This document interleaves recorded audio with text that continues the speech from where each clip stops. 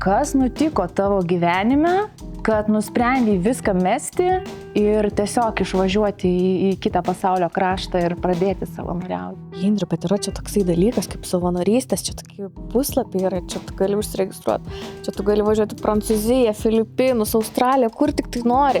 Už nieką nereikia mokėti, tiesiog 4 valandas per dieną padirbkime. Wow, okei. O kokiose platformose galima rasti apie šitą savanorystės? Man turbūt labiausiai įsiminusi savanorystė buvo Malaizijoje, labai mažytėj saloj. Aš tiesiog stoviu tam uoste ir man ašaros bėga upeliai. Man sako, taigi nepergyvenk, aš išplauksiu po 5 dienų. Po 5 dienų.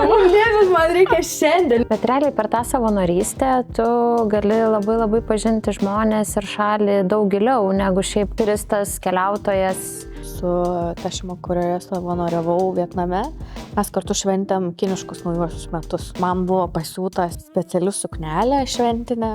Su kiek tu išvažiavai? Kai prieš 1,5 metų išvažiavau viena su bilietu į vieną pusę, mano sąskaitoje buvo 1000 eurų. Tai kiekvieną dieną sąžiningai vakare atsisėdau, užsirašydavau, kiek pinigėlių išleidau. Vietname mėnesį laiko buvo 462 eurai, man atrodo. Bet jūs įsivaizduokit, kad aš leidau Čia mano planas C dabar. Jeigu gyvenime man nepaeis, bus šikna. Viskas, aš varau savanoriauti. Labas. Šiandien kalbėsim apie keliones kitaip. Ne apie atostogas, o apie momentą, kai gyvenime viskas sugriūva ir nusprendi tiesiog išvažiuoti be atgalinio bilieto.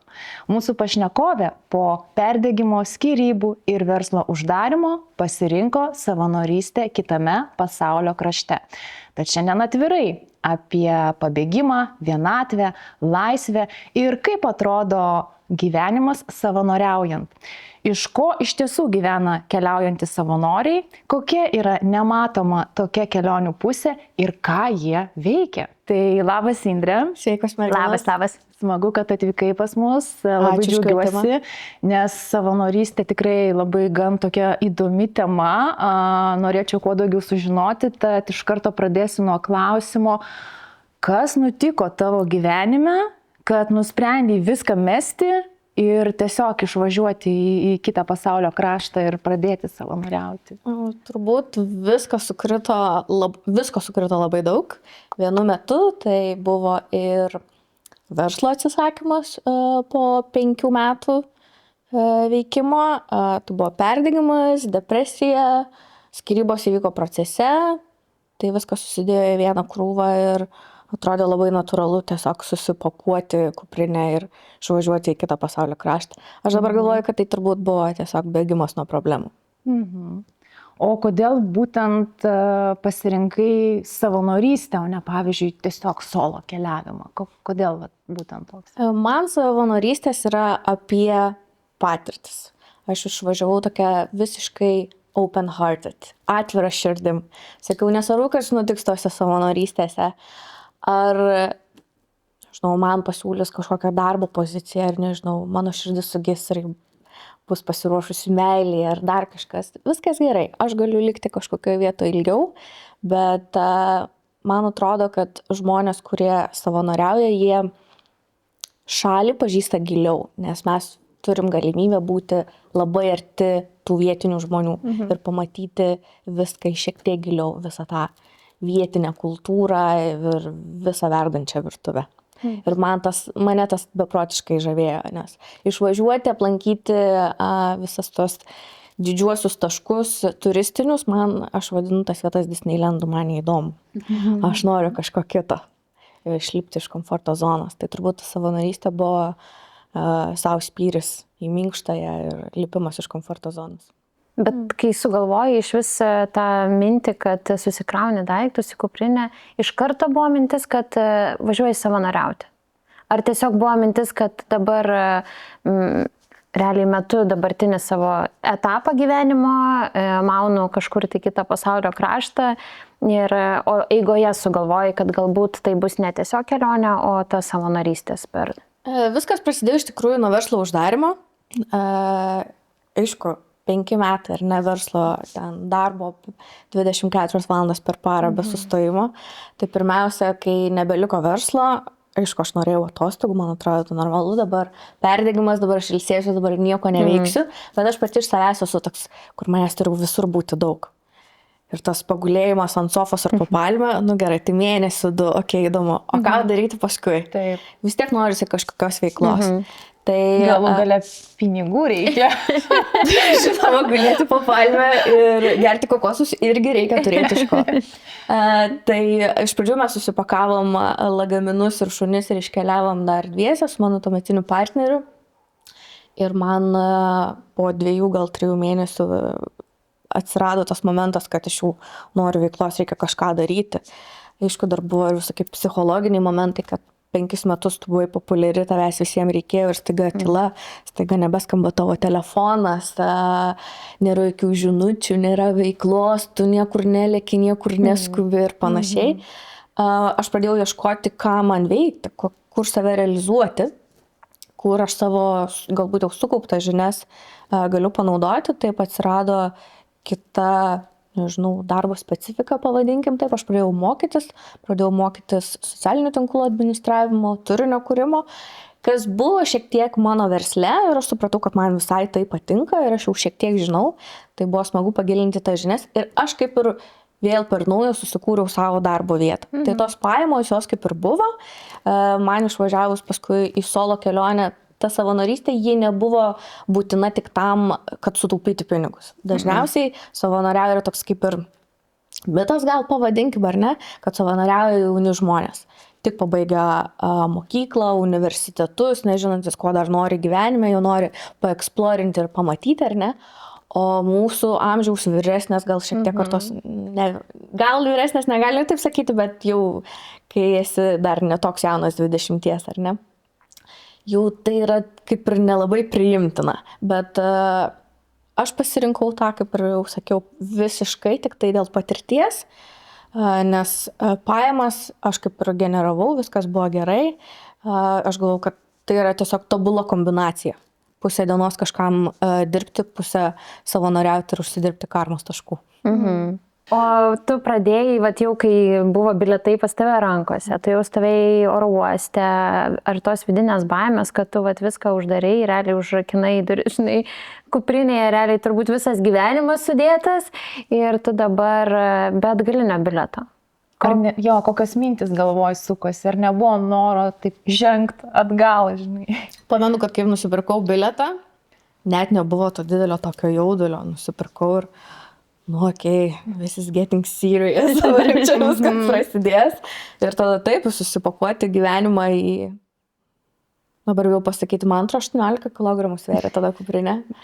Visas tavo gyvenimas visas buvo mano gyvenimas 18 kg. Kaip man pakelti tą kuprinę, kaip man visą tą turtą užsidėti ant kupros. Ir gal kokią savaitę laiko iki kelionės datos aš jau nustojau miegoti.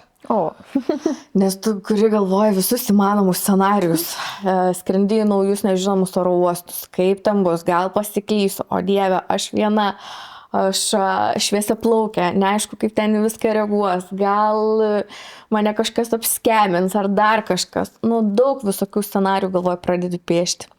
Bet paskui aš pradėjau savo sakyti, kad blogi dalykai gali įvykti absoliučiai taip pat kaip ir geri. Ir aš negaliu visko suplanuoti. Tai tiesiog, kai bus, tai bus. Go with the flow. Atsidavai tai nežinomybei, ar ne? Ir man atrodo, visa panika, ar net tas didžiulis jaudulys baigėsi turbūt dar Vilniaus oro uoste. Įžengi į oro uostą, pridavai registruojamą bagažą, gavai savo nelaipinimo talonėlius ir jau kelio nelabai atgal. Kelio atgal nebebuvo. Ir paskui taip, tiesiog, man atrodo, viskas autopilotu kažkokiu vyksta. Nes yra tiek daug streso, turbūt ir adrenalinas net veikia įsijungia ir ten kitaip tavo kūnas reaguoja į viską, visi procesai. Rankų drebėjimo nebuvo. Gerai, o dabar jeigu taip jau konkretinam apie savanorystę, tik tai kur buvo tavo pati pirmoji? Savanorystės aš iš tikrųjų pirmą kartą pačiupinėjau prieš daugiau turbūt negu 8 metus. Tuo metu dar dirbau iš viso ofisinį darbą, bet irgi turėjau tokį momentą, kai norėjusi nuo visko pabėgti. Tai tuo metu aš susipakavau į kuprinę ir išvažiavau pusmečiui. Pradinis planas buvo Šri Lanka. Ir išvažiavęs iš Šri Lanką aš susipažinau su daug solo keliautojų ir man jie sako, Indrė, bet yra čia toksai dalykas kaip savanorystės, čia tokie puslapiai yra, čia tu gali užsiregistruoti, čia tu gali važiuoti į Prancūziją, Filipinus, Australiją, kur tik tai nori. Už nieką nereikia mokėti. Tiesiog 4-5 valandas per dieną padirbkime. Wow, okei. Skamba neblogai. Romantika, kodėlgi ne? Ir sako, o dėt, tu čia gali su arkliais dirbti, čia, nežinau, ananasų skinti, ką tik tai nori su vaikais dirbti, nori gyvūnus globoti, viskas įmanoma. Ir tai buvo kažkas tokio, okei, įdomu. Tai aš pabandžiau tada prieš 8 metus, buvau Šri Lankoje, buvau Malaizijoje, turbūt ir viskas. Ir kadangi dabar išvažiavau vėl per naują, galvoju, okei, tai savanorystė kaip ir bus neblogai, gal vėl reikia pakartoti, ar čia dar viskas gyva. Ir aš prisijungiu savo tos buvusias paskyrą, žiūrėjau, kodėlgi ne. Ir pirmoji mano savanorystė dabar buvo Indonezijoje, Sumatroje, vieno didžiausių Indonezijos salų, 4 žvaigždučių viešbutyje, nuostabioj lokacijoje, ežeras, kalnai, kosmosinis, žodžiu. Kiekvieną dieną aš atsikeldavau ir matydavau visą tą grožį aplink ir sakydavau, o Dieve, negali būti. Ar šita savanorystė buvo apmokama jau, ar dar ne? Nes minėjai, kad yra ir apmokama. Ne, šitame etape 1,5 metų keliavimo aš neturėjau nei vienos apmokamos savanorystės, o prieš tai 8 metus, kai pabandžiau, turėjau vieną apmokamą savanorystę Šri Lankoje. Buvau, net negaliu sakyti, kad anglų kalbos mokytoja vaikų mokykloje, buvau toksai labiau kaip žmogus, su kuriuo jie gali praktikuosi tą anglų kalbą. Tai aš jau 7 ryto turėdavau būti pasiruošus ir būti mokyklos teritorijai, jeigu kas nors norėtų manęs kažko paklausti. Tai toks darbas buvo 24/7, galima sakyti, mokykloje, bet buvo smagu. Mėnesis laiko, aišku. Savanorystė turi tokį momentą, kad kartais tu esi labai tokioje lokacijoje, kur yra visiškai sunkiai pasiekiama, pavadinkim taip, ar ne? Kur aplink nieko nėra. Nėra mum įprastų restoranų, kavinių, gal net paprastos parduotuvės, paprasto kioskelio kažko nusipirkti. Plikos dykumos ten laukai, tai aš pamenu Šri Lankoje. Buvo mokyklos teritorijoje tokia aptverta aukšta siena, siauras kelias, kuriuo kartais praeina karvė kažkokia laukinė ir vieną kartą per savaitę pravažiuoja autobusas. Vieną kartą? Ir mėnesį laiko... Įkalinta tokia šiek tiek. Taip, ir mėnesį laiko aš praktiškai už tos tvoros net nebuvau turbūt išėjusi, nes nebuvo kur išeiti. Buvai visą laiką su tais vaikais, visam tam triukšme, tas pats maistas, žodžiu, buvo tokia patirtis, bet ji buvo apmokėta taip. O kokiose platformose galima rasti būtent apie šitas savanorystės? Gal gali pasidalinti konkrečiam, kad žmonės galėtų žinoti, kur ieškoti tokių dalykų? Yra turbūt kelios labiausiai populiarios, tai workaway.com, worldpackers.com, yra dar toks puslapis House Sitters, kuris yra šiek tiek kitoks formatas savanorystės, nes tenai žmonės tave tiesiog įsileidžia į savo namus ir tu globoji jų augintinį tol, kol tų žmonių nėra namuose. Tai čia labiau darbas su gyvūnais.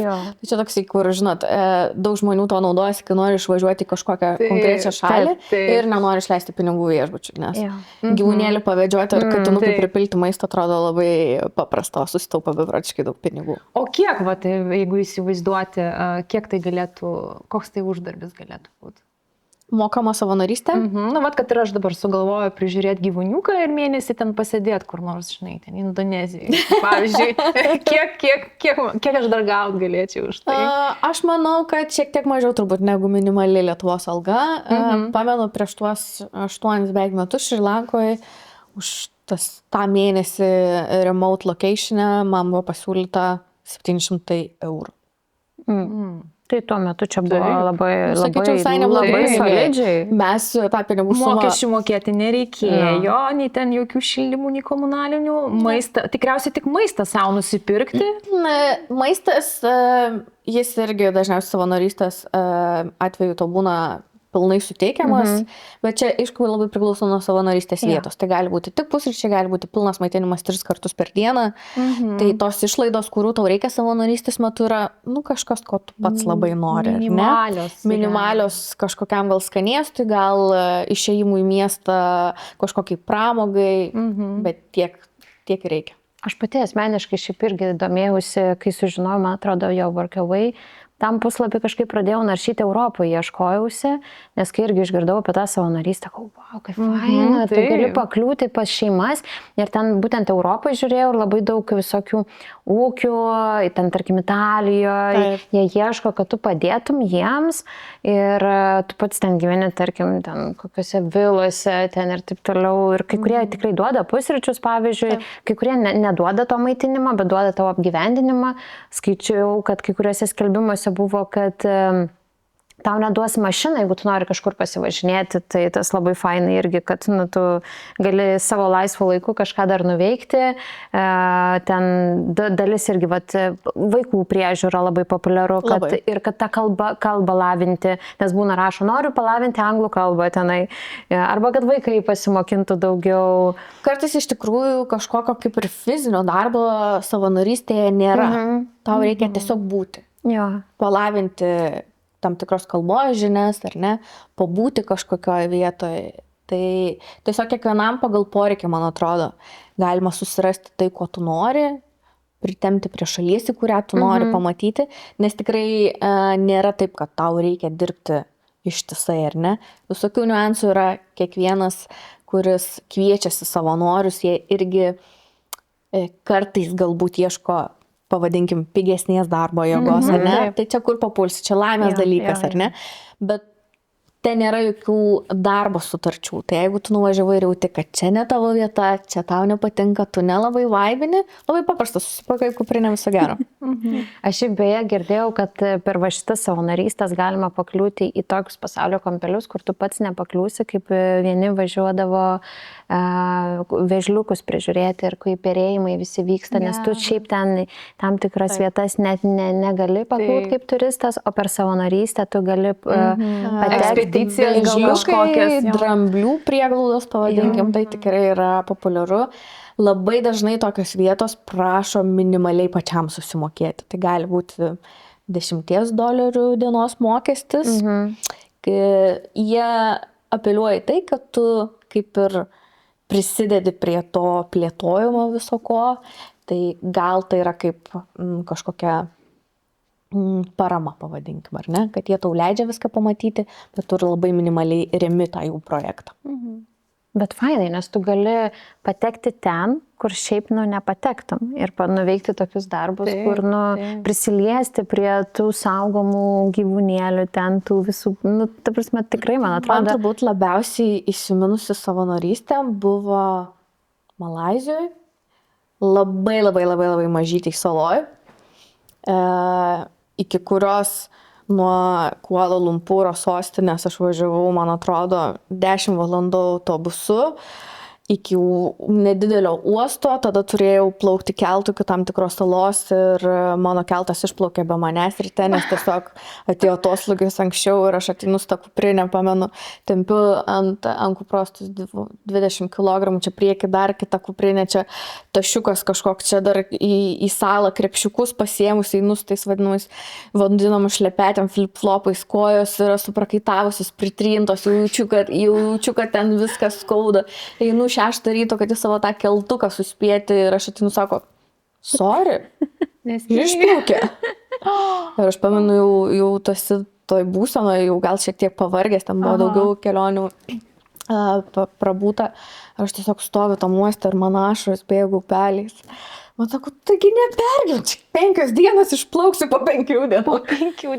Sakau, ne, man reikia šiandien, ne po 5 dienų. Taigi tu plauki kitą salą. Tai viskas taip paprasta, niekas nemato problemų, žodžiu.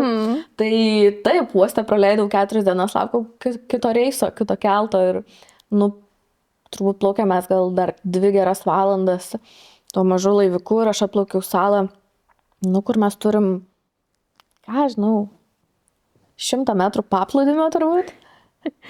Tada milžiniškas uolas, kuris ten nebepraeisi ir už nugaros tau yra neįeinamos džiunglės. Ir tu praktiškai esi tam tokio mažyti teritorijai. Ir mes į tą salą atplaukėm dėl to, ji buvo uždaryta dėl to, kad atsigautų koralinis rifas. Ten buvo nardymo mokykla toj saloj, bet sala buvo uždaryta 5 metus, man rodosi, žodžiu, paskui leido ją atidaryti, bet po 5 metų ta mokykla kaip ir norėjosi remonto, ten kažkur kažką pataisyti, pakalti, nudažyti langus, pakabinti užuoldas. Tai savininkas susikvietė 14 rodo savanorių iš visų pasaulio kraštų. Ir mes ten toj saloj irgi mėnesį laiko nebuvom iškėlę iš salos kojos. Bet ten nebuvo nieko, mes kalbam apie tai, kad ten nėra jokios parduotuvės, nieko. O maitinimas kaip? Kas 1,5 savaitės, man atrodo, specialus laivas plaukydavo produktus, mes juos susidėdavom į sandėlį, ką užsišaldydavom, žodžiu, būdavo tik tai, kas būdavo. Tai būdavo... Tai jeigu laivas neatplauktų su maistu, žvejotume turbūt. Su žeberklu. Su žeberklu, jo. Bet čia kaip iš filmo, realiai negyvenamai saloj, Aš taip ir matau tą vaizdą, tokį baltą smėliuką, tas nepraeinamas džiunglė, žinai, ir tas uolas. Mes bandėm, aišku, žinot, smalsumas ir visą kitą, tai ten 3 žingsniai tose džiunglėse buvo. Nes ten yra tiek visokių vabzdžių, uodų ir visą kitą, kad ten neįmanoma pabūti. Tai mes ten tam paplūdimi ir valiojamės, kaip ruoniai.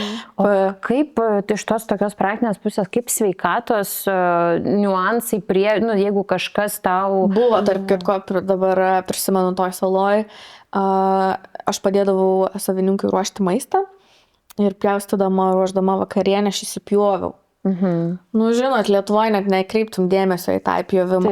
Bet kadangi tu šitas rankas nuolat po vandeniu, ar tai jūra, ar tai, žodžiu, maisto ruošimas, aišku, vandens kokybė nėra tokia gera, man tiesiog supuliavo žaizda, tas mažas įsipjovimas. Ir aš jaučiu, kad aš jau nykščio judinti nebegaliu, kad ten jau taip viskas progresuoja. Tai aišku, elementarus ten kažkokie vaistai, ką tu turi vaistinėlį į tai, bet nieks kaip ir nepadeda. Tai ką daryti, jau aš čia jaučiu, kad man gal ranką reiks vos neamputuoti. Ten jau turbūt infekcija prasidėjus, viskas supuliavę iki tiek. Sako, gali tave nuplukdyti sekmadienį ir šiandien antradienis. Tai dažniausiai tokiais atvejais tu bandai liaudiškais lietuviškais patarimais gelbėti save. Kad ten augalai kitokie truputėlį. Bet bulvių ir kopūstų mes turėjom. Tai aš žinau, kad aš dėjau turbūt bulvę visiems tiem reikalam traukti laukarščiui. Apsivyniojau, pamenu, iš manęs vokiečiai labai juokėsi, buvo vokiečių savanoriai, kokia tu čia nesąmonę darai. Taip, po 3 dienų aš turbūt išsigydžiau viską, aš antibiotikus, tabletės turimos iki miltelių sutrini, ant to žaizdos, bulvę, žodžiu, per naktį ir po 3 dienų pasveikau ir nebereikėjo jokių ligoninių, tai labai visi iš manęs juokėsi, o aš taip pasigydžiau. Tai valė, tu liaudės, matai, kokie patarimai. Bulvės, taip, bulvės ir kopūstai. O ryšį turėjot tenai? Ryšį turėdavom retai, kaip aš sakau, plaukdavo ryšys maždaug apie 4 valandą ryto. Aš tuo metu dar dirbau ofisinį darbą avialinijose ir mano susitarimas buvo toks, kad aš kaip ir pusę etatų dar dirbu, pusę laiko galiu daryti, ką noriu, tai pusę to laiko buvo savanorystės. Tai aš keldavausi 4 ryto, laukdavau, kol čia vėjas atpūs mum internetą. Ir tada jungdavausi prie sistemų ir avialinijom dirbdavau. Ir tada nemiegojus, nuo 9 maždaug jau reikėdavo keliauti į savanorystės darbus, tai taip praplėšiu vieną akį, į šortus. O tai kiek per dieną realiai valandų esi dirbusi savanorysčių metu? Kaip įsivaizduoti, koks tas grafikas? Dažniausiai... Ar čia tik guliu po palmę, kaip ruoniai, žinai, paplūdimy, ar nesgi reikia tarti normaliai taip? Labai nuo to priklauso, kokį tu darbą pasirinkai, ar ne? Nes...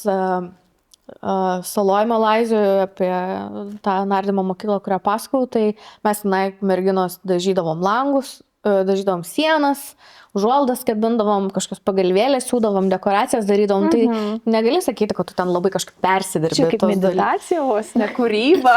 Kūryba. Aš visada buvau tokia kūrybininkė, tai man labai tas tiko, aš dar kažkiek padėdavau virtuviai, nes man patiko labai maistą gaminti. Tai būdavo kažkaip labai paprasta, bet toks susitarimas būdavo pradėti 9 val. 9 val. Visi susirenkam pusryčių, pusryčiai visada yra tie patys, kava 3 viename ir avižos. Liam.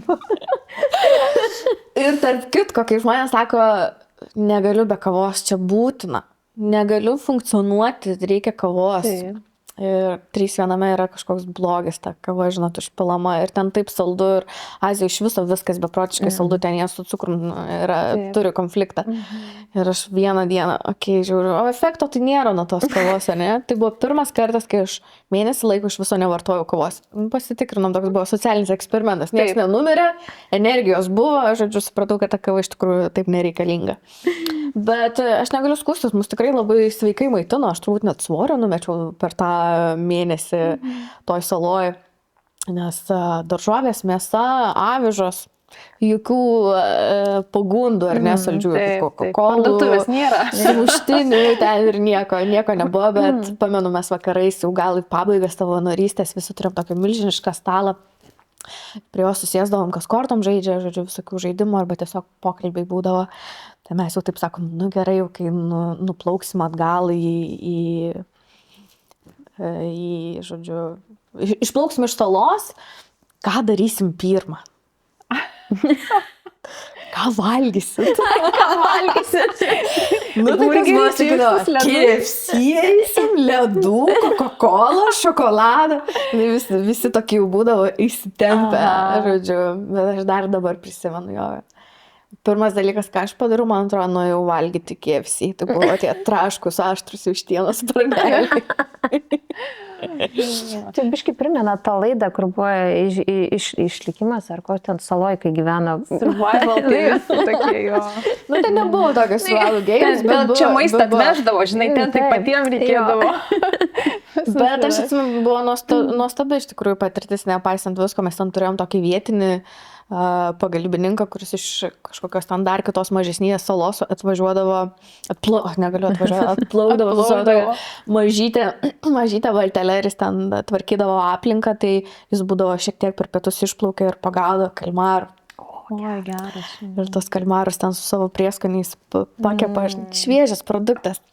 Kur tu taip gausi, žinai, tau prieš 10 minučių tas kalmaras dar vandenukė savo sėkmingai plaukė, o čia dabar jau paskrudintas tau ant keptuvės ir skonis ten tobulas ir visa kita tokie prisiminimai.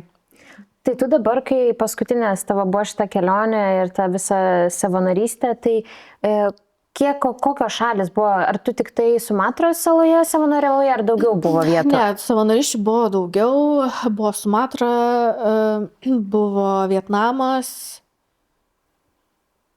Filipinai, bet Filipinuose nebuvo savanorystės, buvo Balis, beveik 3 kartus ten irgi savanorystės nebuvo. Aš įstrigau Vietname. Kai pradžioje pokalbio sakiau, kad važiavau atvirą širdim, sakiau, jeigu man kažkur patiks, ir kadangi išvažiavau ir Lietuvoje nieko neliko. Neliko nei namų, nei verslo, nei šeimos.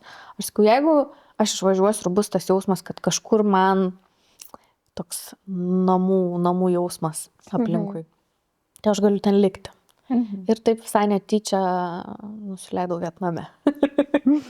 Ir ten bendroji sumoje per visus kartus, įtraukiant tai, kad yra vizos tam tikros galiojimo laikas, aš bendroji sumoje turbūt išbuvau daugiau negu pusę metų. Daug. Ir į vieną vietą savanoriauti sugrįžau 2 kartus. Kokia savanorystė tai buvo? Savanorystė buvo praktiškai prie pat Kinijos sienos, visiškai šiauriniai šalies daly. Buvo šeima, kuri turėjo verslą, o šiaurinį Vietnamo daly yra tokia pramoga motociklais važiuoti 400 kilometrų. Toks maršrutas, tokiom specialiom kilpom, kalnais, žodžiu, ir kalneliais, vadinasi Ha Giang Loop. Ir, žodžiu, ta šeima būtent turėjo tą verslą. Jie nuomodavo tos? Jie turėjo... Ar jie kaip gidai kartu? Tokie kaip, sakykime, organizatoriai kelionių, kurie turi didelį sąrašą motociklininkų su savo motociklais, kurie atvažiuoja, pasisodina tave kaip keliavimo princesę ant motociklo galo ir veža 4 dienas nuostabiu maršrutu. Įdomu. Tai ten jie dar dirbo kaip hostelis, priimdavo norinčius į šitą ekskursiją, pavadinkim, išvažiuoti. Tai mes priimdavom tuos turistus, apgyvendinam juos hostelį, suteikdavom jiem vakarienę, pabendraudavom su jais, būdom tokie kaip social žmonės, žodžiu, paaiškinti viską, ko gali jie tikėtis toj kelionė ir panašiai. Ir tada ryte supakuodavom juos, uždėdavom visas apsaugas, šalmus, papasakom, kas bus, pasodindavom motociklų ir pamojuodavom. Tai tokia rotacija buvo, viena grupė išleisti žmonių, po pietų kažkas jau grįžta, žodžiu, rotuodavo. Tai mes buvom tokie grandis tarp savininkų, organizatorių, kurie praktiškai nešnekėdavo angliškai. Tada būdavo mes savanoriai, kurie bendraudavo su turistais. Tai tokia grandinė būdavo. O čia šita buvo apmokama ar nemokama?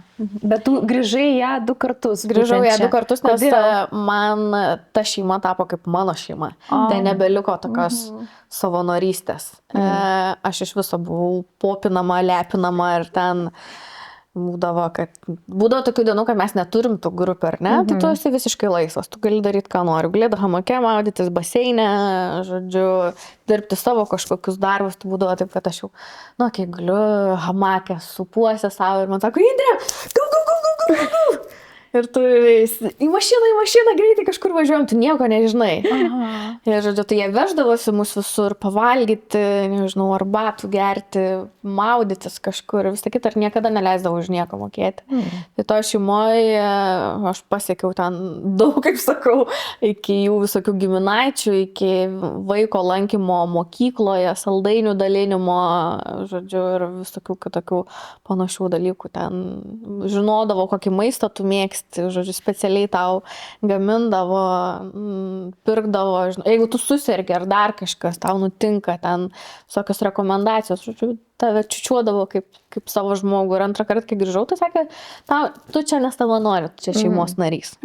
Bet realiai per tą savanorystę tu gali labai pažinti žmonės ir šalį daug giliau, negu šiaip kaip kitaip. Negu turistas, keliautojas. Galbūt net negu tas keliautojas, kuris tiesiog būna irgi susikrauna kuprinę ir tiesiog keliauja be atgalinio bilieto. Bet turbūt per savanorystę gali giliau pažinti. Aš nežinau, iš tikrųjų, ar tu paprastas turistas gali taip arti prieiti prie tų žmonių. Aš, pavyzdžiui, su ta šeima, kurioje savanoriavau Vietname, mes kartu šventėm kiniškus naujuosius metus. Tai man buvo pasiūtas specialių suknelę šventinę. Mes važiavom pas jų giminaičius 6 valandas, valgėm specialų maistą, vartojom tam tikrus gėrimus šventinius, galėjau stebėti visas ceremonijas, visas aukų procesijas. Wow. Tai buvo įspūdinga, pamenu, šeima turėjo berniuką, kuris lankė mokyklą, buvo berniuko gimtadienis. Tai mes važiavom taipogi 6 valandas automobiliu, vežėm vaikams saldainius, yra tokia tradicija mokykloje visai klasiai padalinti saldainius. Ir, žinot, tai įeina ten europietis ar vakarietis į vietinę mokyklą, ten tu esi visiems atrakcija. Tu jiem esi labiau atrakcija negu jie tau, ar ne? Bet aš pamenu, mes pataikėm į pamokos pabaigą ir mes taip tyliai, mes net nežinom, ar čia mes galim įsitraukti tuos telefonus, ar čia galima kažką fiksuoti, ar čia mandagu daryti, ar nemandagu. Ir mes taip tyliai įlindę toje klasės kampuke ir, žodžiu, ten viskas vyksta ir tam paleido Happy Birthday, žodžiu, dainelę sudainuoti. Ir aš pamenu, aš stoviu tam kampe ir tie vaikai visi tave žiūri, man čia taip ašaros bėga upelis. Nežinau, aš pajautrintą galiu, nuo tų visų kelionių buvau. Tai aš galvoju, o Dieve, čia tokia galimybė. Jūs pasakykit man, kad žmogus, kuris tiesiog paprastai nusipirko bilietą į Vietnamą, visos tos dalykus matė. Ir mes ten dalinom tos saldainius ir tie vaikai čiupinėjo tave ir glostė plaukus, žodžiu, ir panašius dalykus darė. Bet šitoj šeimoje, tai tu labai tapai tas šeimos narys. Bet imant ir kitas savanorystės, turbūt vis tiek giliau gali pažinti tos žmonės ir kultūrą per jų tą darbą, kaip jį viskas vyksta. Nes čia buvo labai tikrai artimas ryšys, tas tikrai labai faina, nes tu pabuvai ten, kur tikrai paprastai nepakliūs ir gal net savanoris paprastas nepakliūs.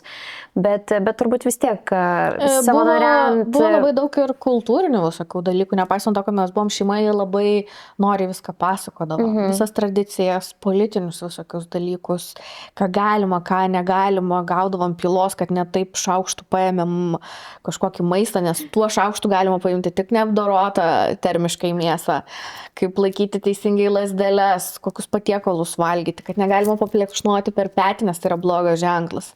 Gavom kažkada velnių, kad smilkalus užsikūrėm, nes atrodo, Pietryčių Azijoje ten smilkalai yra tiesiog kasdienybė, ar ne? O pasirodo ne, Vietname smilkalus degina tik tai per tam tikrom dienom ir tik tai blogom dvasiom. Tai, žodžiu, gavom pylos už tą smilkalų pasismilkimą. Tai buvo visko. Aš kaip suprantu, kad tu važiuoji savanoriauti viena, bet nesi buvus visiškai viena tam tikroje vietoje. Turiu minti, kad bet kokiu atveju visada sutinki dar kitų žmonių, keliautojų iš, nežinau, viso pasaulio. Ir man dar toks klausimas dėl amžiaus cenzo. Ar tikrai gali važiuoti, bet kas, 40-mečiai, 50-mečiai, aš nežinau, ar yra kažkoks cenzas, ar iš tikrųjų tas, kas nori ir realiai įsivertina savo galimybės, gali važiuoti? Aš platformose esu mačiusi kelis skelbimus, kur buvo nustatytas amžiaus cenzas. Bet man atrodo, tie žmonės tiesiog iš savo patirties jau kalbėjo, ten buvo jie nenorėjo jaunų žmonių. Atvirkščiai, ne? Kur tu galvoji, kad gal vyresnio amžiaus žmogus niekas neprims, ten nenorėjo jaunimo. Bet šiaip vyriausias žmogus, kurį aš sutikau savanorystės metu, su kuriuo savanoriavau, buvo singapūrietė, kuriai buvo 57. Ji buvo jogos mokytoja. Anglų ir jogos kalbos mokytoja. Ir tai buvo nebe pirmojo savanorystė. Ji turėjo normalų darbą Singapūre, dirbo jogos studijoje, bet jai tiesiog kartais norėdavosi pabėgti ir susipakuodavo ir važiuodavo, kur jos reikėdavo.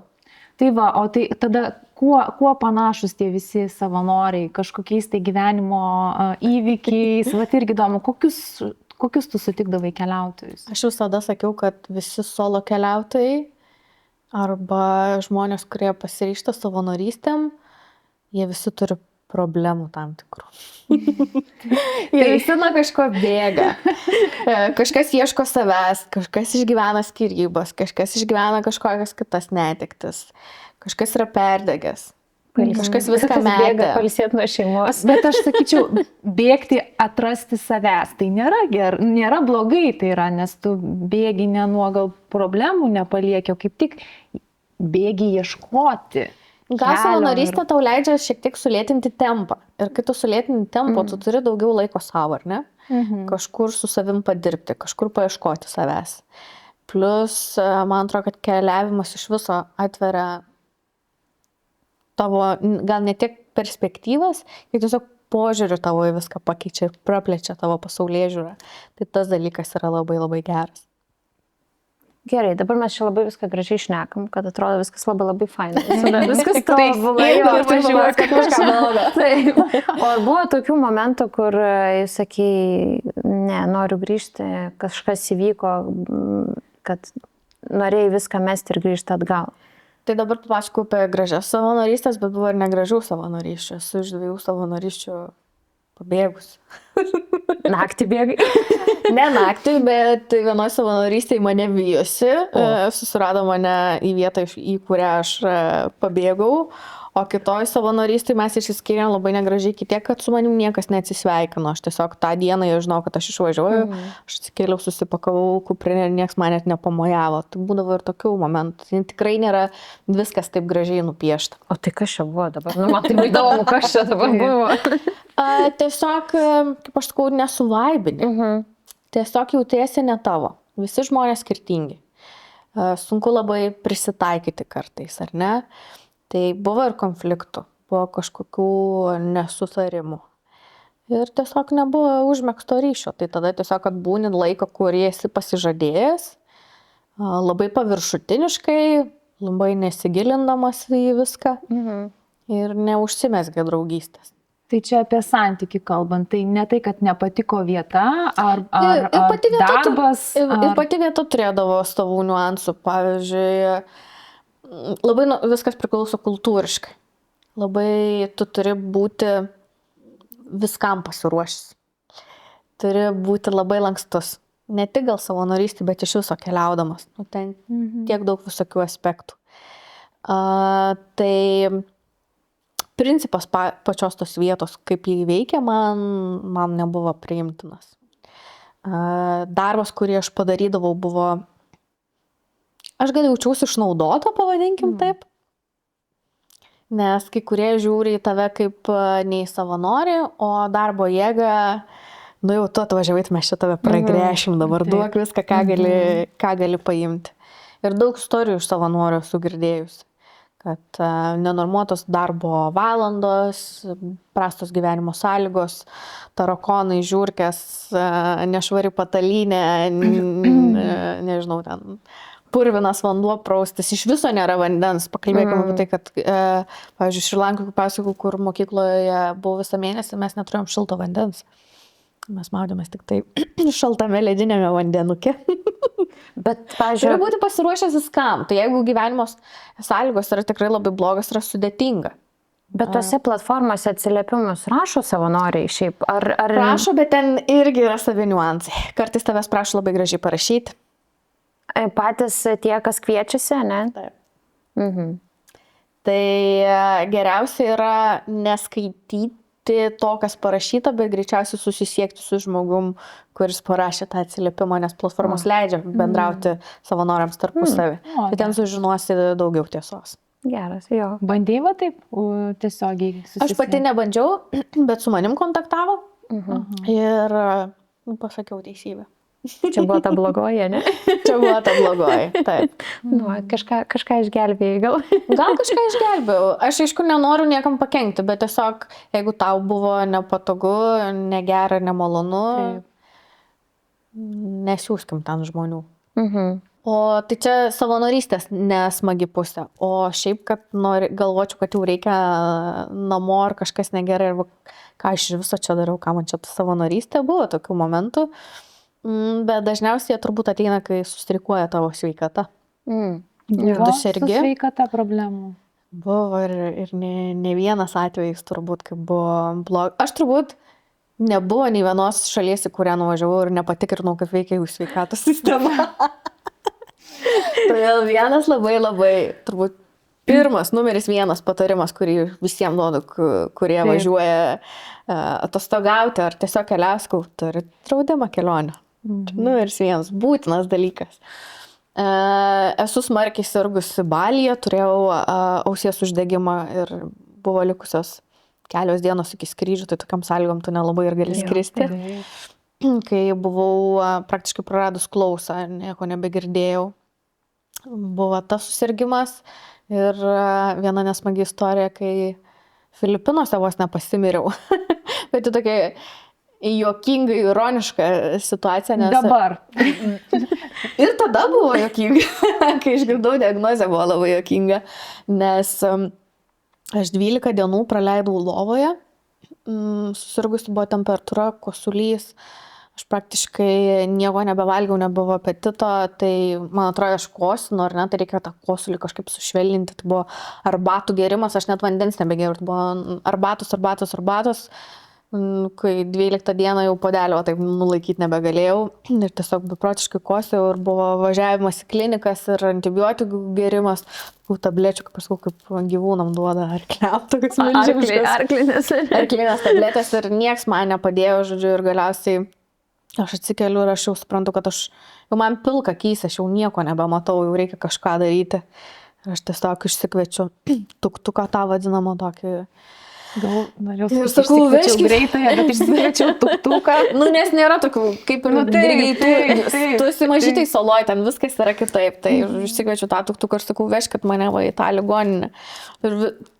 ten turbūt dar ir, nežinau, sėkmės kažkoks dalykas buvo, kad mes su to tuktuko vairuotoju nesusikalbėjom, nes aš jam rodžiau vieną ligoninę, jis manęs nesuprato ir nuvežė mane į kitą ligoninę. Bet man tuo metu buvo nebesvarbu, kas ten nutiks. Aš einu į ligoninę ir aš praktiškai nekosėdama ir nebedusdama, nebesugebu vieno sakinio pasakyti. Man buvo tai blogai. Ir aš jam bandau rodyti visus dokumentus, kokius vaistus vartoju ir sakau, aš niekur nevažiuosiu, kol jūs mane pasakysit, kas man yra. Man tai bloga, aš tuoj mirsiu. Tai ten viskas labai greitai, mane pakabino po visom lašelinėm, ten visi manomi tyrimai, kur reikia. 3 valandas pagulėjau po lašelinėm ir spalvą atgavau. Nieko nerado, gydytojas toks smagus buvo jaunas, aš pamenu, jis ateina per manęs ir sako, Indrė, žinokit, jau nieko neradom. Nei dengėsių nėra, nei koronos, nei covido, žodžiu, jūsų kraujo tyrimai geri, uždegimo nėra, nieko nėra. Žinot, kas jum? Sako, alergija Filipinams. Diagnozė. Ir aš tada juokiausi, sakau, aš tikrai sakau, taip. Būna tokių. Tiesiog Filipinuose, matyt, ore yra kažkokios dulkės ir iš tikrųjų labai visi vakariečiai, europiečiai, australai, visi atvykėliai, jie visi labai kosina ir slauguoja, net ir patys vietiniai. Matyt, kažkas yra tiesiog ore. Ir tai antiek sudirgino mano visus kvėpavimo takus ir visi prieš tai mano gerti vaistai buvo skirti iššaukti tą kosulį, kai man jį reikėjo nuraminti. Tai, žodžiu, man greitai davė vaistus ir per 3 dienas aš buvau kaip ridikėlis. Lokacijose, regionuose, nes aš negirdėjus tokiam. Tai aš labai greitai tam biškai pasveikau ir tada labai greitai susipakavau iš tų Filipinų. Nes man alergija Filipinams, tai ką čia būtų? Labai greitai. Taip. Tai sirgimo atveju yra sudėtingiausia, nes tu esi vienas. Tu neturi, kas tavim greičiausiai pasirūpinti. Žinoma, tu visada gali paprašyti pagalbos, ar ne, bet ten maistas, vaistai, gal tu nelabai paini, gal ten koja išsisukai, ar nereikia, kad kažkas tave palaikytų, ar dar kažkas. Tai tais momentais visada būna labai sunku ir tada jau, galvoju, tu pasveiksiu, susipakuosiu ir važiuosiu namo. Turėjai draudimą pati? Taip. Gerai. Turėjau. Bet čia turbūt ir yra ta sunkiausia to vieno žmogaus keliavimo pusė, ypač kai ta sveikata, ar yra dar kokių... Aš galvoju, dar saugumas galbūt. Jo, dėl... Merginom turbūt taip, bet šiaip net nesvarbu, lytis gal tave nepriboja kažkaip, esu girdėjus ir istorijų, kai ir vaikinai nukenčia ir gali tave ir apsvaiginti ir buvę pasakoja istorijų, kad kažkas tai ten šalikeliai nubudo po gero vakarėlio, tai ačiū Dievui, kad nei inkstų neišpjovė, nei dar panašių kažkokių dalykų. Saugumas taip.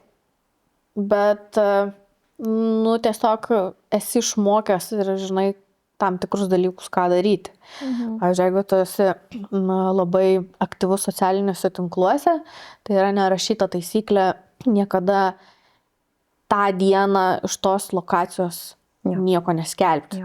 Nes yra visokių kreizų žmonių, kurie taip žino, kas tau už nugaros ir kur tu esi ir kokiam viešbutyje tu esi ir ten staiga tu gauni Instagrame žinutę iš kažkokio keisto žmogaus, kuris tave ten kažkur kviečia. Niekada neviešinti tikrosios savo lokacijos. Visada, jeigu įmanoma, dalinti su namiškiai savo lokaciją. Tikrąją lokaciją. Taip, 21 amžius. Mes turim tiek daug visokių įrankių, tai mano šeima visada matydavo, kokiam taške aš esu. Kartais mano draugė sakydavo, mes žinom, kur tu esi. Aš net pati, aišku, taksi vairuotojai visokie, ypač nusileidus naujoje vietoje, oro uoste, naktį, ar ne, niekada nesėsti į pirmąjį, kuris prie tavęs puola, nes jie visada siūlo savo paslaugas, ar ne, visada kviesti per oficialias programėlės ir netgi įsėdus ir matant, kur tave veža, geriausiai įjungti Google Maps, susižiūrėti, ar tikrai tave to maršrutu veža. Tai visokių dalykų. Ar pati turėjai tokią situaciją, kai jautėsi jau nesaugiai ir kad jau pergyvenai, nežinau, dėl savęs? Esu naktį nusileidus, dabar nepamenu, turbūt Vietname, važiavau ir kažkaip veža ir man atrodo, kad čia niekur čia to miesto nėra, oro uostas ne pačiam mieste ir kažkokie laukai ir čia nesišviečia niekur, kad tave kažkur į miesto centrą veža, ar ne.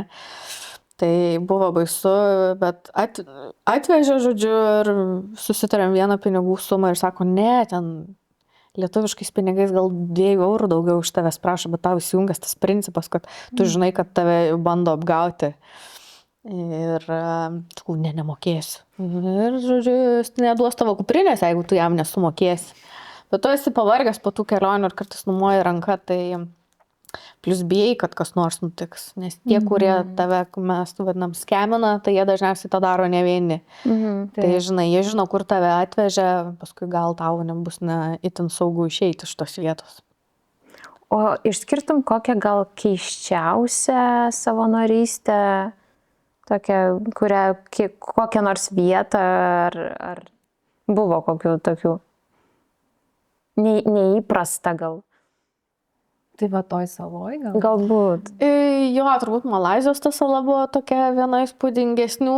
Sumatroj man labai patiko, bet aš nuvažiavau daryti vieno darbo ir dirbti tenai su socialiniais tinklais ir netyčia atvykus į vietą leptelėjau, kad kepyklą esu turėjus 5 metus. Ir jie sako, Indrė, wow, žinai, mes čia turim savo visą konditerijos skyrių ir ten tokios jaunas merginos dirba, visiškai iš kaimo, 15 metų tiem vaikam, jie net nesupranta, kas ta konditerija. Gal tu ten gali nueiti pažiūrėti, kažkaip ten procesai, gal kažkokie. Tai gavos taip, kad nuvažiavau filmuoti turinio ir kaip čia viskas gražu. Ir užsirišau prie juostą ir visą mėnesį buvau virtuvėj.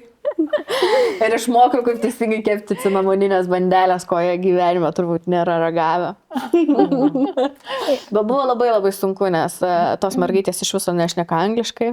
Ir visokie kultūriniai aspektai, jie nesupranta, kodėl to sviestuota kažkokia kempinė rankšluostėlių negalima valyti stalo, jam tai atrodo, čia paprasta, bet jų niekas iš viso nemokė. Tai kodėl iš viso sviestas yra laikomas ant palangės, kai ten šviečia saulė 45 laipsnių karštį. Žiūrėjau, visokių įdomių dalykų buvo. Tai pradžia buvo labai sunki, bet pabaigoje verkiau, nes tiek susidraugavom su to mergaitėm.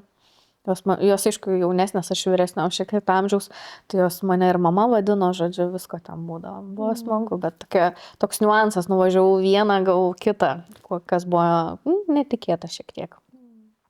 Dabar gal šiek tiek apie tokius jau praktinius klausimus ir galbūt žmonės žiūrintis mus, klausantis, norėtų išbandyti, nes visai viliojantis dalykas. Aš pati asmeniškai irgi buvau domėjausi, neįgyvendinau dar šitą svajonę. Niekada nevėlu. Jo, šitą tikrai žinau, nes aš pradžiai Europoje žvalgiausi, galvoju, kodėlgi ne, visai netolima, gal šiek tiek netaip ir baisu bandyti. Tai galbūt nuo ko pradėti žmogui, jeigu jisai svarsto, kokie pirmi gal žingsniai galėtų būti jo? Aš pirmiausia turbūt siūlyčiau rinktis vietą arba šalį važiuoti, kur tu jau esi buvęs, kur tau kažkas yra žinoma, o ne visiškai save įmesti į vabank, žodžiu. Vabank, kur viskas ir taip nauja, ar ne? Ir pradėti turbūt nuo Europos. Kai namai pakankamai arti, tuo atveju, jeigu kažkas nutinka, ar ne? Tada įsivertinti tai, ką tu sugebi ir apsibriežti sritį, kurioje tu nori savanoriauti. Ar norisi kažko lengvesnio, ar norisi fizinio darbo. Tai tas turbūt labai padeda išsigryninti. Ir tada susiradus savanorystės vietą, pasistengti pabendrauti su žmonėm, kurie jau ten buvo. Nes kartais aprašymai yra tikrai labai nuostabus, o nuvykus į vietą yra visiškai kitaip. Tai gali būti net vietos nuotraukos, kurios atvaizduoja vienaip, o realybė yra visai kitokia. O kokias klaidas dažniausiai daro tokie keliautojai, savanoriai? Gal pati esi padarius kažkokių klaidų, kur dabar... Mes turbūt savo tiesiog susikuriam arba užsikeliam kažkokį lūkesčių kartelę.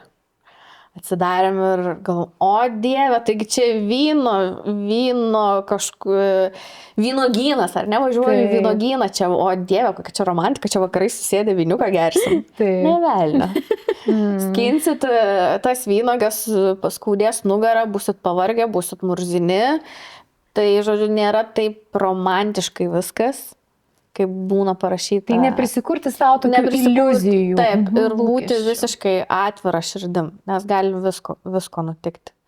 Bet jeigu jaučiat, kad ne jūsų, kad jums kažkas nepatinka, tai nekankinti savęs, nes ten nieks tavęs neprivertė jokios sutarties pasirašyti. Tiesiog būti labai žmogiškiam ir viską galima nutraukti. Nėra net jokių tokių susitarimų, ta prasme, kurie būtų užfiksuoti, kad mėnesis ir netrumpiau.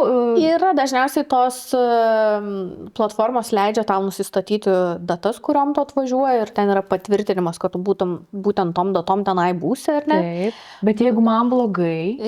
Jeigu tau blogai, tai tikrai niekas tave per prievartą nelaikys. Tikrai taip nėra.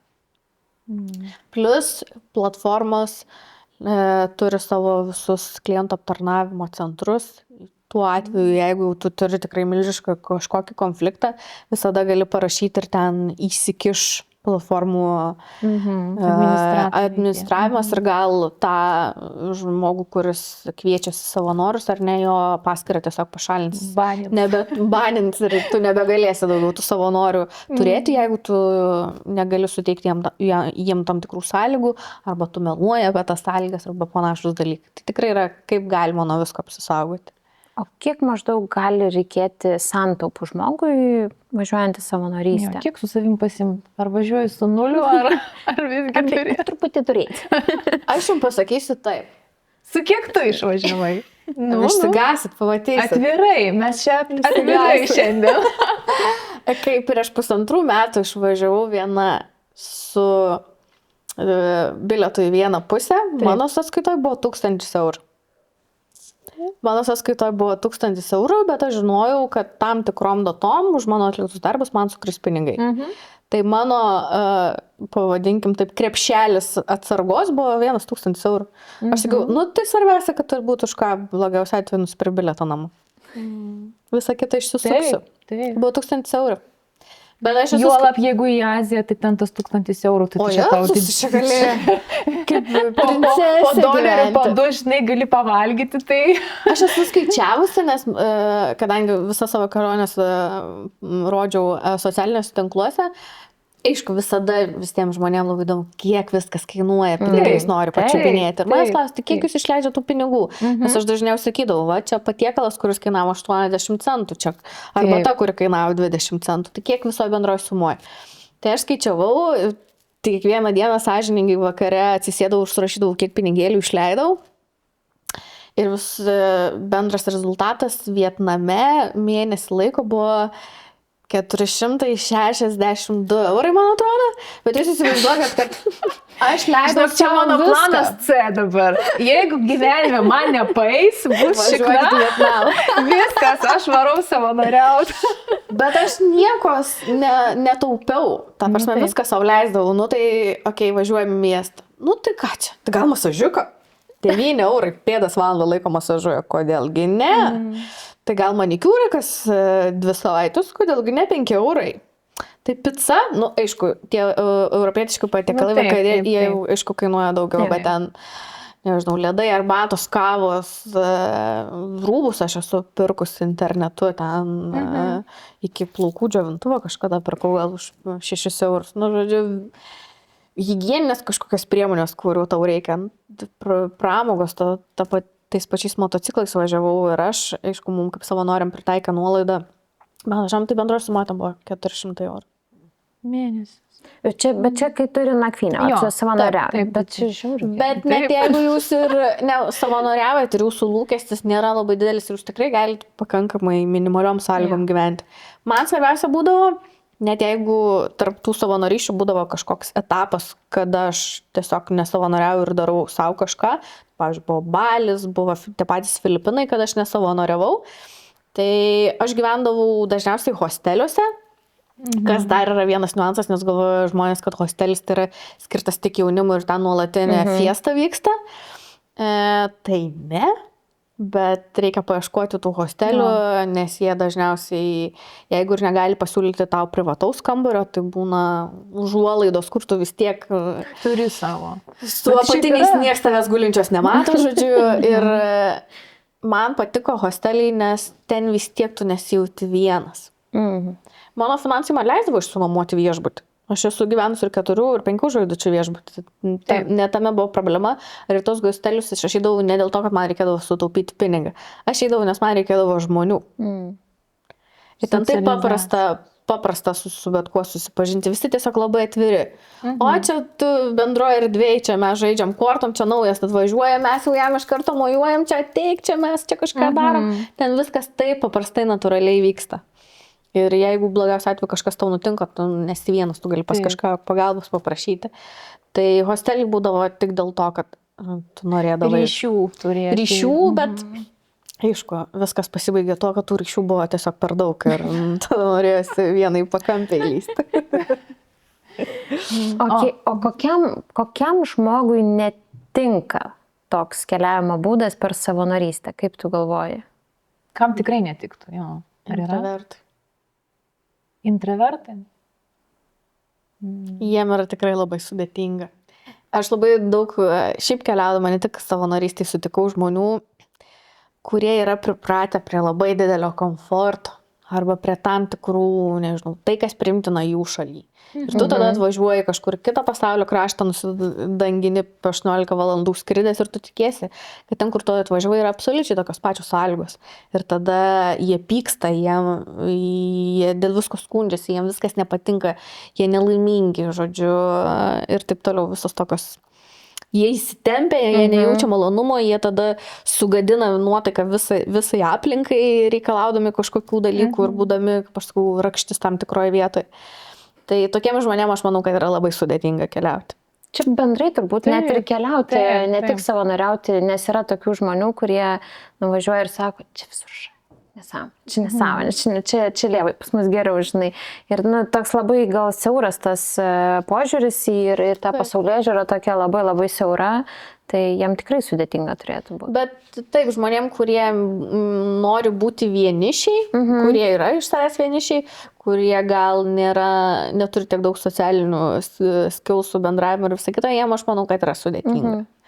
Jiem yra sudėtinga ir jie iš tos savanorystės nepasiema tiek daug, bet gal jų tikslas toj savanorystėj būti tik tam, kad tu sutaupytum.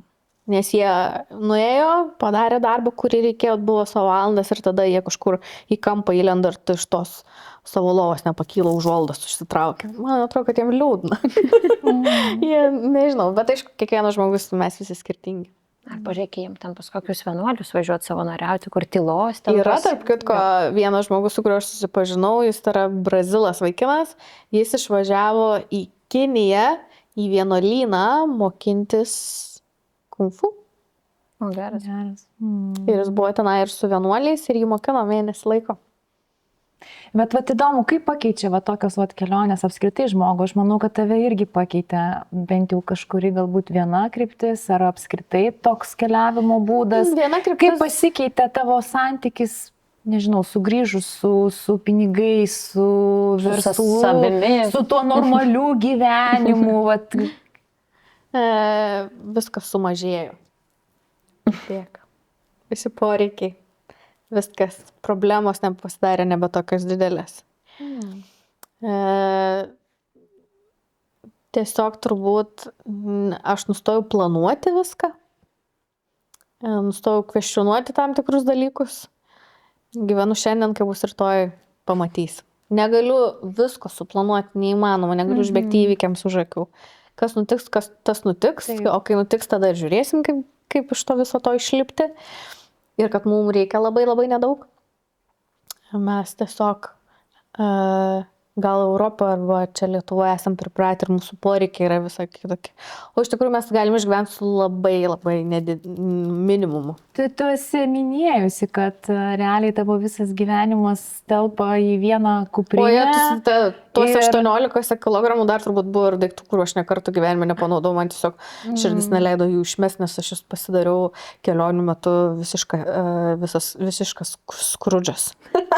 Pasidariau visiškas skrudžas ir man, o Dieve, tai ta suknelė čia kainavo 120 eurų, tai kaip aš ją čia dabar išmesiu?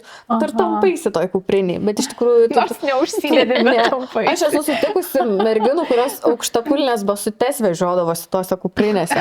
Nes jūs sako, taigi mes eisim, čia vakarėlis gal kažkoks bus. Tai buvo tų dalykų, toj kuprinį, kurių net nereikėjo. Labai labai nedaug visko reikia laimiai. Ir aš manau, aš gal tiesiog, man materialiniai dalykai pasidarė nebe tiek svarbus. Man daugiau svarbu, kaip tu ten viduje jautiesi. Tapai labiau minimalistė, vadinkim taip. Tapiau ane? labiau minimalistė, taip. Aš atsimenu, manęs kažkas klausė, man atrodo, kai tu turėjai savo verslą ir pinigai nebuvo problema ar ne, ir ten gal kažkoks vardinis daiktas, ten geras gyvenimas ir visa kita. Kokybiškas, taip, čia mes Lietuvoje įpratę, nes tam tikros rankinės turėjimas reiškia statusą, ar ne? Taip. Buvo tos visos prabrangios rankinės, bet tos rankinės prieš kelionės visos buvo parduotos. Aš jas prakeliavau. Ir tai man suteikia daug daugiau laimės. Tai irgi gerai, ir turėti gerą rankinę, tai yra kaip ir investicija. Taip, tuo metu jos buvo. Nes gali prireikti po to. Taip. Tai jos sumažėjo mano O poreikiai. santykiai, bendravimas su žmonėm, gal net irgi, tai mes čia dabar kalbam vis tiek apie tuos materialius, apčiuopiamus dalykus, o kalbant apie ryšį, bendravimą su žmonėm, gal irgi teko atsisakyti kai ko, gal supratai, kad toksiška arba, nu, va, Aš išmokau, bet čia gal labiau susiję ne tiek su pačiom kelionėm, kiek su mano perdegimo situacija, nes aš labai daug savęs visiems išdalindavau ir visiems norėdavau padėti. Tai kelionėse gal aš nebenorėjau niekam padėti, aš labai savęs tik tai žiūrėjau ir išmokau pati savim rūpintis ir labai nubrėžti ribas. Tai po grįžimo aš pastebėjau, kad aš labai aiškiai moku pasakyti ne. Ir labai moku nubrėžti ribą. Ir jeigu tik jaučiu, kad kažkas nebe taip, man galiu tiesiai šviesiai pasakyti, man nesvarbu, kaip tu pasijausi, aš esu net tavo mamą pirščiukų išbarus, ir sakau, ne, taip neturi būti, man nepatinka, tai nepriimtina. Sveikinu. Aš šito mokausi vis dar. Ir čia yra labai didelis darbas, bet ir keliaudama ir tos savanorystėse, buvo daug laiko, kad su savim padirbti. Buvo ir kvėpavimas, ir meditacijos, ir, nežinau, dienoraščių rašymas, ir mažų dalykų pastebėjimas, visko daug. Tai aš galiu drugeliu apsidžiaugti. Gėlytę pasidžiaugti dabar, kur man atrodo, kad mes esame tiek įsisukę visame kame, kad mes tiesiog nematom visų šitų dalykų, net nesureikšminam. Tai aš labai stengiuosi dabar džiaugtis. Smulkmena. Net ir blogų dalykų. Ar buvo kažkoks momentas, konkretus momentas, kai tu pasakėjai savo viduje ar garsiai, dėl šito buvo verta važiuoti ir mesti viską? Aš turbūt kiekvieną dieną praktiškai rasdavau, dėl ko savo tai pasakyti. Aš ypač kelionėse labai buvo blogas sprendimas, aš vežiojausi tokio storio. Neatsimenu, man atrodo, vadinasi Laimės žurnalas, Laimės dienoraštis. Stora knyga storais viršeliais. Velnės kiek daug svėrė, kas kart, kai dėdavus, reikėdavo pakeisti lokaciją ir aš pakodavau tos daiktus, visada būdavo viduje toks pyktis. Pavyzdžiui, aš kiekvieną mielą dieną prieš eidama miegoti, nesvarbu, kaip būdavau pavargus, nesvarbu, kiek būdavo laiko, aš atsiversdavau tą dienoraštį, dar reikėdavo užfiksuoti 3 dalykus, kurie, pavyzdžiui, tau suteikia tą dieną laimės, pradžiugino tave, reikėdavo rašti vieną mintį, kurios tu nenorėtum pamiršti niekada. Tai tu visada prieš rašydama turėdavai mintyse perkartyti savo galvą ir kas kiekvieną dieną įvyko. Aš kiekvieną dieną rasdavau daugiau negu 3 dalykus. Ir už ką padėkoti. Tai, nežinau, paskui tiesiog tu viską kitaip turbūt pradedi vertinti. Tai man ten ir skani kava laimę suteikdavo, ir ten koks nors krioklys, ir vaikų šypsenos, visokie smulkus dalykai. Tai tikrai tau paantrinsiu šito klausimu, nes pati irgi stengiuosi pastebėti tos mažus dalykus aplink, kurie mums iš tikrųjų suteikia labai didelio džiaugsmo. Ir kaip yra smagu, tiesiog aš dar vis pildau tą žurnalą, nes tas labai storas, labai didelį. Būna kartais smagu atsiversti ten, praverti jau dalį lapų. O, aš jau net buvau pamiršus, kad čia tai buvo, atsimenu tą įvykį. Taip, bet didžiausias dalykas, kas man turbūt įsiminė, aš jau turiu aukščio baimę. Ir aš bijau balkonė 6 aukšte prie rėmo prieiti ir pažiūrėti žemyn, man ten rankos sudrėksta ir širdis lipa iš krūtinės. Tai aš kiekvienoje šalyje, kurioje buvau, bandžiau kovoti su savo baime. Dariau visokius keistus dalykus, crazy dalykus, ekstremalius dalykus, bet mano mama apie tos dalykus sužinodavo po faktų. Aš sakau, rytoj kai kas bus. Tai jinai ne vieną žilą plauką per mano kelionės turbūt gavo. Ir aš tikiu, tu neįsivaizduoji, ką aš iš to darysiu. Tai turbūt jos bemiegė naktis laukdavo. Aš esu skridusi parasparniu, leidusis, nežinau kaip lietuviškai, ziplainas, toks nusileidimas. Filipinuose iš vienos salos į kitą virš vandens.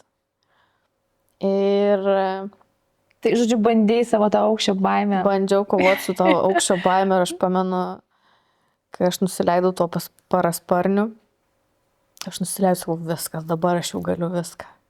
Nes aš maniau, kad mano širdis sustos. Mes valandą laiko supakuoti laukiam vėjo krypties ir sakau, išpakuokit mane lauk, aš jau niekur nebeskrisiu. Atrodo, kad ten paleis visus vidurius iš tos baimės ir visa kita. Bet negali paaiškinti to jausmo paskui, kur tu gali savo pasakyti, kad velnias aš padariau, kur atrodo neįmanomas dalykas.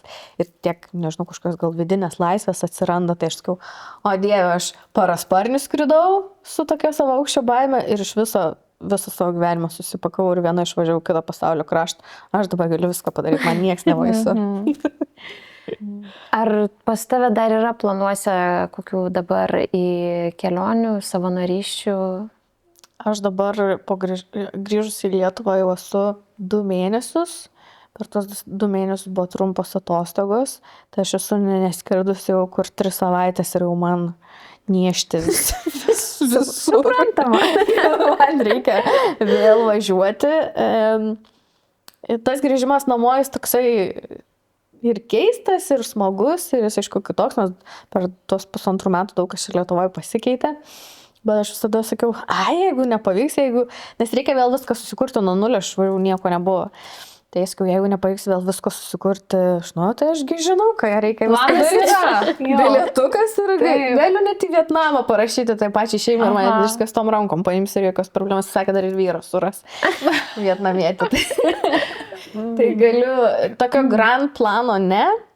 Dabar mano šiek tiek gyvenimo stilius pasikeitė čia Lietuvoje, tai mane apribojo tam tikri dalykai ilgom kelionėm, bet su trumpom atostogom, taip, aš jaučiu tą tokį vidinį norą pajausti ir pamatyti. Ne tiek gal ramiai atostogų ten po palmių pagulėti, bet man reikia tiesiog kažko naujo. O aš dar kažkaip pražiopsojom gal tą momentą, kad tu grįžai dabar ir jau 2 mėnesius esi Lietuvoj. O kodėl grįžai? Kas nutiko? Aha. Nieko nenutiko, aš neįsimylėjau, nieks man širdies nesudaužė arba nieks nebeprisikvietė į namo. Aš pavargau. Yra dar kitas dalykas, turbūt apie kurį nelabai daug kas šneka. Nors šiaip nelietuviškoje rinkoje žmonės, kurie keliauja, ypač merginos, kurios keliauja vienos, aš esu ne kartą girdėjusi, kaip tu pavargsti. Atrodo, kaip romantiško, Dieve, ko čia galima skūstis. Po palmę galiu nuolat prie jūros ar dar kažkur, kiek čia faino žmonių gali sutikti ir visą kitą, bet ilgainiui tu pavargsti, nes tu, kaip aš sakau, tau trūksta įsižeminimo. Stabilumo to tau trūksta stabilumo, tu kas kelias dienas, kas savaitės arba mėnesius keiti lokacijos tais pačiais daiktais, vėl į skrydį ir vėl naujų žmonės ir iš viso žmonių rotacija yra tokia didelė. Gal kai tu keliauji ne vienas, tiek daug tai nesijaučia, nes tu gal esi kažkoje poroje, nebūtinai poroje romantiškose santykiuose. Su drauge, ar ne, bet jūs esate dviese, dėl to jūs vieną, jau jūs ir turit vieną kitą su kita užsiimti, ar ne, jums nereikia papildomų žmonių, o kai tu esi vienas, tu esi labiau linkęs į kontaktą ir tų žmonių yra tiek beprotiškai daug, tu jo tiek daug sutinki. Ir su kiekvienu žmogum yra ta pati istorija. Tu pirmiausia papasakoji savo istoriją, tada išklausai jo istoriją. Visos tos istorijos yra vienodas. Dažniausiai visos vienodas. Visi solo keliautojai ir turi kažkokių, kaip aš sakau, psichologinių problemų. Visi nuo kažko bėga. Visų širdis yra sudaužytos. Visi jie dažniausiai nelaimingi kažkur ten, kažkur pas juos viskas yra užtrumpinta. Ir aš tiesiog pavargau nuo to žmonių srauto turbūt. Aš labiausiai pavargau. Man labiausiai pritrūko stabilumo ir išsikrovė mano socialinė baterija. Aš supratau, kad man būti to savanorystė ir būti tarp tų žmonių pasidarė per sunku, man atrodo, kad mane spaudžia. Aš jau nebenoriu tų istorijų, aš nebenoriu savo istorijos pasakot, manęs jau nebekabina, mano akis nebeblizga, aš jau nebenoriu, man nieksta. Ir aš geriau pasislėpsiu ten, aš dažniausiai ir lyzdavau į tokį kampą, kad manęs niekas neieškotų. Tada aš pradėjau tokią vidinę kovą, pradėjau su savim turėti, nes čia kaip ir savanorystė, čia iš viso ta šeima, jie mane kaip šeimos narį lepina ir visą kitą, aš jaučiu tokį norą jiem duoti atgal, o to noro kaip ir nebeliko, nes pasislėpti noriu ir tokia prieš ganas, aš galvoju, ne, čia kažkaip jau nebegerai, jau nebežavi. Grįžtų pasikrausiu, Pasikrausiu, visada yra kelias atgal. Ateitis parodys, kur toliau keliai nuves. Dabar nieko neplanuoju, jo, čia tas didžiausias dalykas, turbūt, ką aš moku, tai nebeplanuoju nieko. Puiku. Tai ką, Indre, tai ačiū tau, kad atvykai pas mus, kad kalbėjomės kartu, iš tikrųjų, kad pasidalinai savo istoriją. Galbūt įkvėpsime ir paraginsime žmonės keliautojus išbandyti ir tą kitokį keliavimo būdą per savanorystę. Labai tikiuosi. Aš ir savo socialiniuose tinkluose visuo tuo dalinausi tik dėl to, kad parodyčiau žmonėm, kad yra ir toks įmanomas keliavimo būdas. Kad nebūtina turėti milijonų sukaupti, ne milijonas gal yra per riebiai pasakyti, nebūtina tų 1000 turėti. Ir kad daug ką pamatyti gali ir visai nemokamai arba su minimaliu biudžetu. Yra tokios galimybės, tik reikia žinoti, reikia paieškoti. Tai va, tai tikiuosi, kad šitą valandėlę pasižiūrėję įsikvėpsite išbandyti ir kitokį keliavimo būdą per savanorystę. Ir rašykite komentarus, dėkite laikus, jeigu jums patiko, buvo įdomu ir palaikykite mūsų turinį ir prenumeruokite kanalą. Iki kitų kartų.